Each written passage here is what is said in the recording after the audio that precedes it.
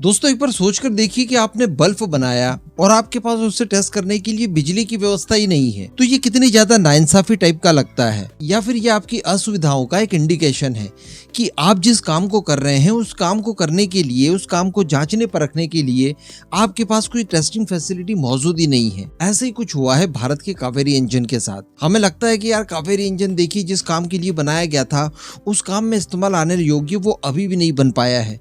इसके ऊपर हमने दशकों बिताए हैं, बहुत सारा पैसा भी खर्च किया है, लेकिन आज तक ये उस लायक नहीं हो पाया। लेकिन हम लोग ये नहीं देख पाते कि हमारे पास कमियां किस किस तरह की थी।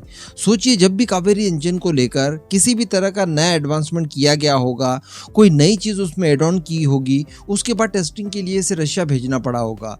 कारण ये था कि इसको लेकर हमारे पास कोई टेस्टिंग फैसिलिटी है ही नहीं। हालांकि ऐसा नहीं है कि टेस्टिंग फैसिलिटी को अरेंज करने के लिए हम लोगों ने प्रयास नहीं किए, लेकिन वही लेट लतीफी वाली चीजें हमारे सामने शुरुआत से रही है और इन सब चीजों की वजह से हमारे पास कोई टेस्ट बेड वगैरह आज तक हो ही नहीं पाया। बाद में फिर कावेरी इंजन के प्रोजेक्ट को बंद कर दिया, अमेरिका से इंजन खरीद लिए गए, उसके बाद जरूरत भी नहीं पड़ी कि टेस्टिंग फैसिलिटी को कोई अरेंज किया जाए और वो चीज आज तक पेंडिंग है। आज भी हम लोग देख पा रहे हैं कि जब कावेरी इंजन को दोबारा से रिवाइव करने की कोशिश की गई, जब ये निर्धारित किया गया कि इस इंजन को अब तेजस में तो इस्तेमाल नहीं कर सकते लेकिन आवरा में जरूर करेंगे, तो इसके लिए इसे रिवाइव करके नया वेरिएंट जब तैयार किया गया तो उसकी टेस्टिंग के लिए भी इसे रशिया भेजना पड़ा, जहां पर IL-76 में इसका इंटीग्रेशन करके फिर इसके हाई एल्टीट्यूड टेस्ट किए गए। अभी जब इसका सीरियल प्रोडक्शन वगैरह कंप्लीट होगा उसके बाद भी यही प्रक्रिया से हमें गुजरना होगा, क्योंकि हमारे पास किसी भी तरह का कोई टेस्ट बेड है ही नहीं।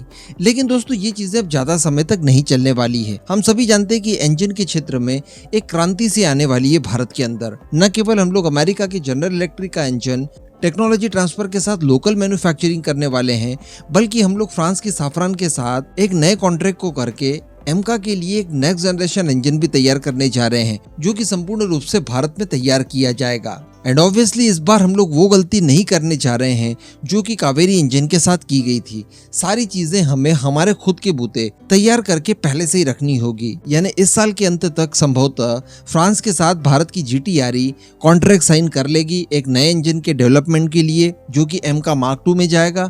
110 से लेकर 130 किलो न्यूटन थ्रस्ट तक उसकी क्षमता रहेगी।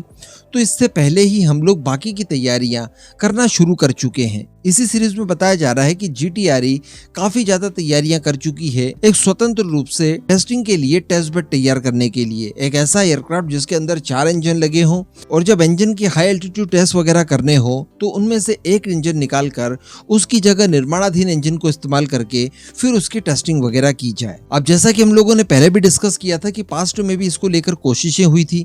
हम लोगों ने IL-76 जो कि रशिया का भी टेस्ट बेड है, वो विमान हमारे पास मौजूद था, तो उसको लेकर हम लोगों ने प्रयास शुरू किए। लेकिन बाद में कावेरी इंजन प्रोजेक्ट बंद के साथ इस प्रोजेक्ट को भी बंद कर दिया गया।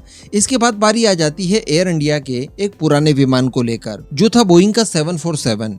यानी जब एयर इंडिया को टाटा ग्रुप को हस्तांतरित किया गया उस समय पुराना विमान ये रख लिया गया कि हम इसे टेस्ट बेड के तौर पर इस्तेमाल करेंगे। लेकिन बाद में जब इसका अवलोकन वगैरह किया गया तो ये पाया गया कि ये विमान चूंकि 30 साल पुराना है, इस वजह से इस काम के लिए ये प्रैक्टिकल नहीं होगा। इसके बाद एक और विमान देखा गया जो था एयरबस का A340 और ये पेशकश की गई थी 2012 में। लेकिन ये विमान भी इतना ज्यादा सूटेबल नहीं पाया गया, तो अल्टीमेटली किसी दूसरे विमान की व्यवस्था करनी होगी। लेकिन अच्छी बात यहाँ पर देखने के लिए ये मिल रही है कि इस बार GTRE ने ठान लिया है कि उसे एक स्वतंत्र रूप से टेस्ट बेड चाहिए ही चाहिए होगा, जिसमें हम लोग कावेरी इंजन को भी टेस्ट कर लें और फ्यूचर में जब हम लोग एमका के लिए इंजन बनाएंगे उसकी रेंज भी एक फ्लेक्सिबल कर दे। क्योंकि वैसे तो जब हम लोग एमका के लिए साफरान के साथ मिलकर इंजन तैयार करेंगे तो उसके लिए टेस्ट बेड के तौर पर इस्तेमाल किया जाएगा राफेल विमान को। लेकिन इस परियोजना को और फ्लेक्सिबल बनाया जा सके हमारे पॉइंट ऑफ व्यू से भी, इसके लिए जरूरी होगा कि एक स्वतंत्र टेस्ट बेड हमारे पास उपलब्ध हो,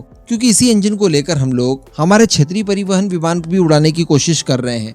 तो एक टेस्ट बेड बहुत ज्यादा अनिवार्य हो जाता है और अब इसके लिए प्रक्रियाएं शुरू कर दी गई है। बाकी जो फ्लोर पर टेस्टिंग वगैरह की जाती है उसको लेकर भी GTRE काफ़ी ज़्यादा कॉन्शियस है और काफ़ी लंबे समय से इस प्रक्रिया को पहले ही शुरू कर दिया गया है।